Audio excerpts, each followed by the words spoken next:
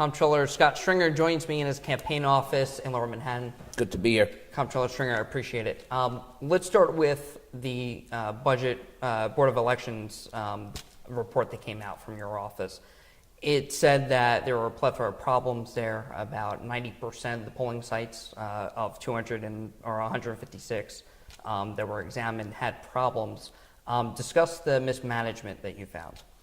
Look, the voting is the cornerstone of our democracy, and we run elections very poorly. And our audit examined the conduct of running an election at 156 polling places around the city, and what we found was just outrageous. People turned away at the polls, poll workers not realizing how they can get people to vote, ballots were voided. And this comes on the heels of the big voter purge by the Board of Elections last year during the presidential election, where we lost 117,000 voters. What this audit shows is the purge that happens every election. We monitored 3 different elections, and what we found was just a complete mess on the day of the election. Now, these poll workers are very hardworking New Yorkers. They're dedicated. They actually make sure that we have elections, but they're working 17-hour shifts. There's no opportunity to split the shifts. The pay is poor, and the training is horrendous. And this is management. This is a management problem. So you've put an emphasis on management, but is it the workers' incompetency too? It seems like they haven't helped voters, and some of them are unfamiliar with the system. But that's training, and the overwhelming number of poll workers are very dedicated, and I really want to praise them for the work they do. But the job of management is to make the election system better, more training, a different way of hiring people. I mean, we've been doing the same thing in our elections over and over and over again for many decades, and every year the problems persist. So why don't we fix the problem? That's why we did the audit. We highlighted the purge that is happening every election, but it's happening in poll sites around the city. I want it to stop now, and that's why we did this audit. How is it suppressing votes? Well, when people come in and they're not told how they can fill out an affidavit ballot, they're not told a number of things that would allow them to vote, machines that aren't working, poll sites that don't open in time, and if you happen to have a disability where you need a ramp, there's no guarantee that ramp is going to be there when the polls open. So this is management 101, enough making excuses. We must professionalize the Board of Elections so that every vote will count. This city is lagging behind in voter turnout. We're at 14% for the primary. I hope it's going to be higher for the November election, but clearly we need to rethink the procedures for voting because, look, that's the cornerstone of our democracy. This is how we decide things. And yet we're not giving people a lot of options to do it well. I'm going to get to turnout in a second because that's a problem, but let me harp on this for a second. Which party, if any, does it benefit to suppress votes? Is it hurting your party? I don't think it's about hurting party, but it's hurting the people. It's hurting our democracy. We want more participation because with participation comes more scrutiny, more interest in city issues. When only a few people are turning out to vote, well, then they get to decide everything. And we're a representative democracy. We want millions of people to vote. In my party, there's 3 million Democrats registered in the city. I want everyone to turn out. And we haven't seen huge turnout in a long time. And I think part of that could be apathy. But we also put roadblocks in the way for people to vote. We don't have same-day voter registration. We don't have early voting. We don't have technology helping us as the world is changing. We're continuing to lag in place. And that usually helps the political establishment, the powerful people already in office. And I want to see more opportunity for people. Now, your opponent in this race, Reverend Faulkner, has repeated the fact that your office has put out audits, but there are no solutions. What is your solution to solve this problem? Well, first of all, that's factually wrong. I've conducted 255 audits in the last 4 years as controller. I've rooted out waste and fraud in many agencies. I've identified $1 billion in savings, but we haven't just audited for the sake of doing an audit. We calculate that agencies around the city have adopted 1,000 of our recommendations. Some are not press-worthy. It's just the basic work of government. And I think the facts speak for themselves. I have been a very strong controller. I've taken on City Hall and agencies when they've been wrong. I've worked with the city when we're on the right side, whether it's pre-K, affordable housing, and issues like that. Let's talk about turnout. You mentioned 14% in the September primary. It was 23% in the 2013 election. Is that a cause for extreme concern for our democracy? I'm very concerned about it. I want more participation. So we have to think about how we can make it easier for people to participate. You got a lot of parents struggling to get the kids to school, make sure that you're home for dinner. Some people have 2 jobs they're holding down. People have a lot on their plate nowadays. But we want to make it easier for everyone to participate. That's why it's so outrageous that when someone with a disability goes to vote and the ramp they need is not available, or someone has to get the kids to school but they want to vote and the polling place hasn't yet opened after 6 a.m. Come on, this is not helping matters, and the Board of Elections' job is to run elections in the best way possible. We need to make sure that happens. And they're working all day as well, about 17 hours. 17 hours. Why can't we split shifts? Why can't we look for new pools of people who would love to participate, serve as poll workers? You know, the poll workers I talk to, they view this as public service. It's not just extra income. They're giving back to our democracy. Some people support candidates, some people work for good government organizations, and other people say, I want to participate in running the election. And yet, the management that's in place is simply inadequate. So there are 213 legislative seats across the state. About 15 are competitive in any given year, and Republicans don't have any seats in Manhattan, just a few across the city in the 5 boroughs. So one party holds basically a virtual monopoly across the state in each district. Does that breed an environment for corruption? Well, I think when you don't have competition, it breeds inaction, and it doesn't help our democracy. We need to stop gerrymandering and the gerrymandering process and create more competitive elections. You need to have a campaign finance system statewide, the same as we have in New York City. Voting reform, campaign finance reform. Let's make elections competitive. When you have competitive elections, you have good ideas. Look, in the race for controller, I believe in the campaign finance system. I qualified for close to $1 million in matching funds. I refused the matching funds because my opponent couldn't access the matching funds, and we need to have more fair elections. If I'm going to get reelected, it's because people know of my record, but I don't have to overwhelm my opponent financially in order to win this election. All right, let's move on to the MTA, which is a cause of a lot of concern for New Yorkers. We just got out of the so-called summer of hell, and there are still a lot of delays. In fact, the Independent Budget Office just reported that the average number of delays per month is up over 237%, and it costs New Yorkers, an average city residents, $864,000. Well, you have the excellent IBO audit. You also have audits from my office where we surveyed people who are late for work. Some people actually get fired. People are losing wages. Right. We've calculated that. This has got to stop. I was the controller that audited the broken elevators and escalators in our subway system. Mm-hmm. So people with disability who are stranded in a train station, if there's no elevator, they are stuck in that station. This is not good for people. I believe that we should support the governor's $850 million emergency plan to fix the signals and the tracks. I think the city should contribute some money towards that with a guarantee that any city money goes directly to specific projects.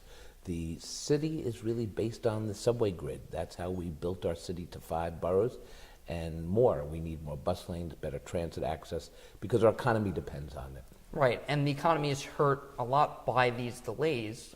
You see the figures in the IBO report, but how do you... I see the figures in the controller's report. Correct, and both, but how do you could spend money and you could invest money into it, but how do you do so wisely? And even if you put a lot of money into it, doesn't necessarily mean it's going to be efficient. The mayor's proposed a millionaire's tax. I want to hear your thoughts on that, but people don't want to pay higher fares. They just want a better system. You can't fare your way out of this. We have divested from the subway, the transportation system, for decades now, and it's hurting. And we realized back in the 70s when I was growing up, you know, the A train in Washington Heights, that was my lifeline. That was our seat to the world. And there was trouble back then. There was there was graffiti. The train was a rolling crime scene.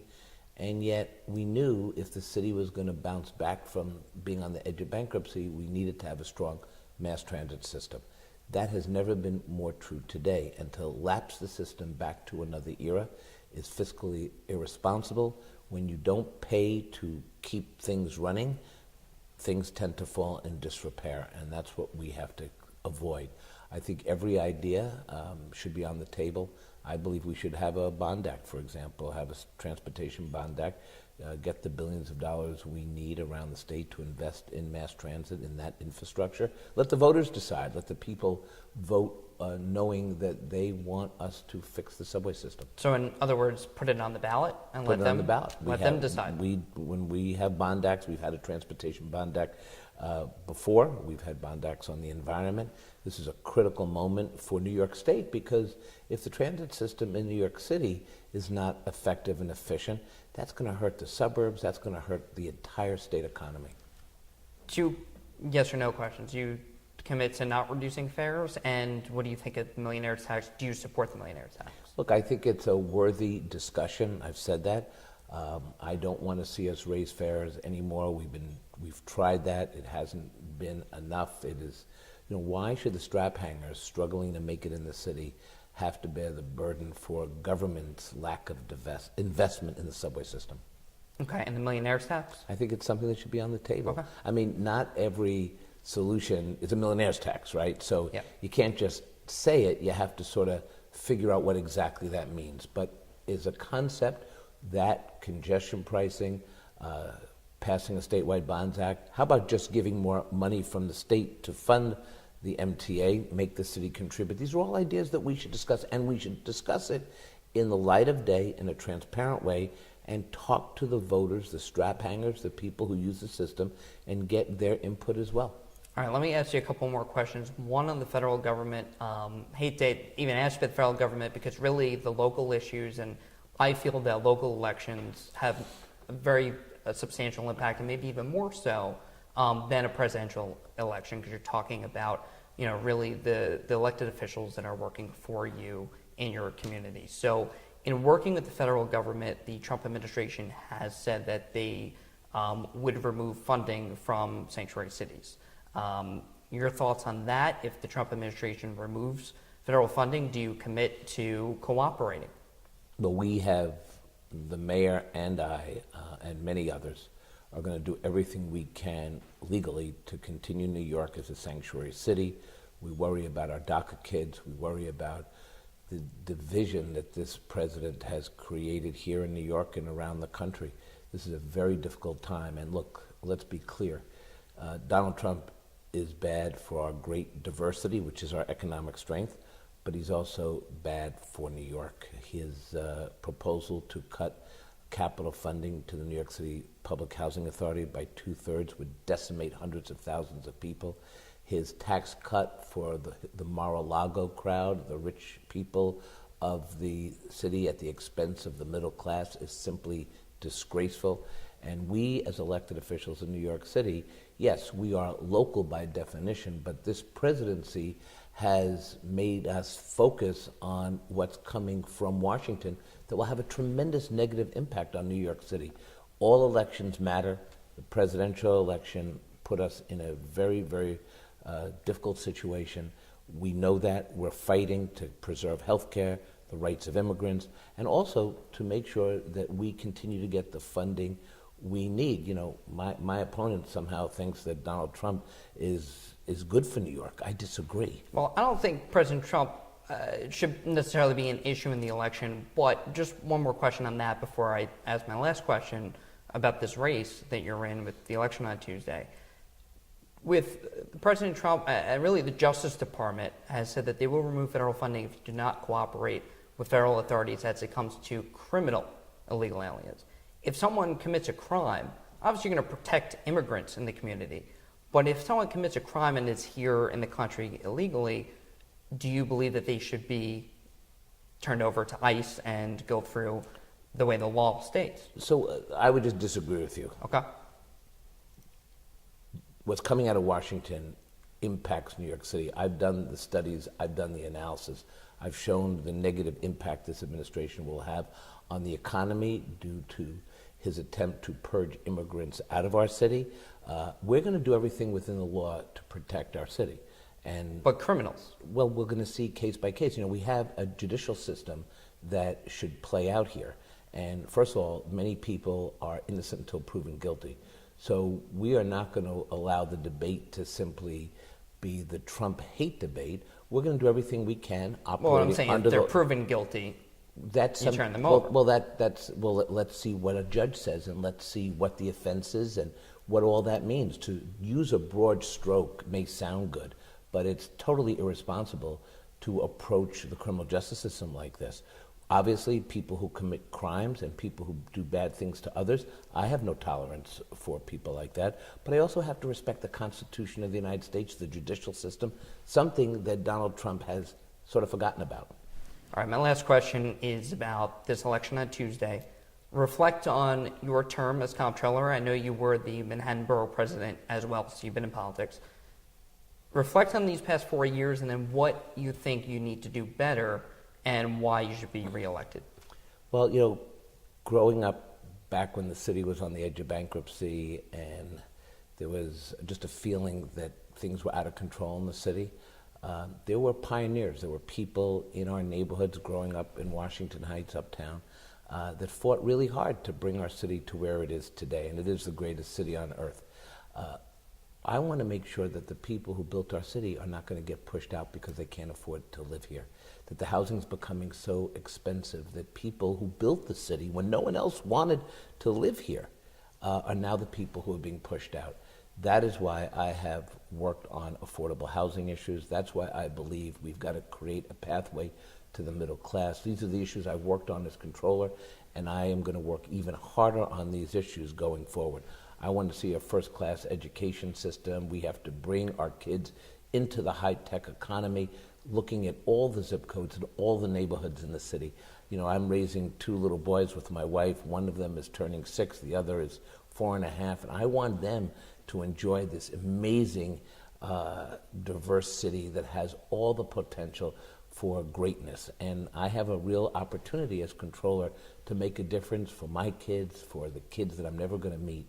And that is why I'm so excited and would be honored if I would be re-elected controller for a second term. Comptroller Stringer, thank you for taking time Thank today. you. Best luck to you. Thank you.